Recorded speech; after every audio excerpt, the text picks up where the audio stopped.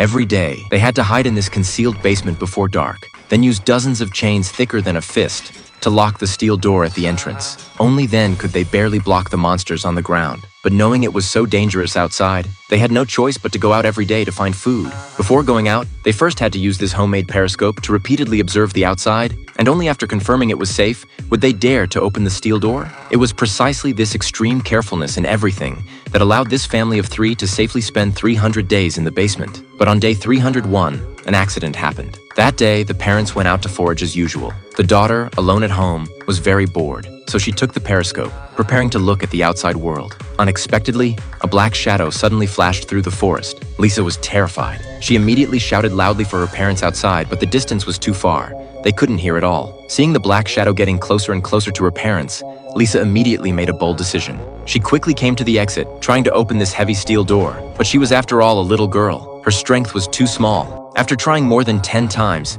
she finally used her body to push open the steel door. After coming out, Lisa looked around, but didn't see any trace of her parents, so she began shouting loudly again. The mother heard the sound and quickly came out to cover her mouth, afraid this sound would attract monsters. Fortunately, both parents were still alive. But before Lisa could tell them what just happened, several deer suddenly rushed over like crazy. From their panicked appearance, it was clear they were fleeing from something terrifying. The group instantly became nervous. They didn't even take the food they'd just found, and directly returned quickly to the basement. But because Lisa's shouting earlier was too loud, the monsters still found their dwelling. From the dust falling from the ceiling, there should be only one monster outside, but they were equally too scared to make a sound. Because they had previously done good concealment on the ground, the father felt that as long as they didn't make any movement, even if the monster stood right at the exit, it couldn't find that steel door. But right at this time, Lisa accidentally hooked the toy's wind-up key on a screw on the water pipe. The pulling force from the tightened string made the screw fall off, and the toy also made a sound at that instant.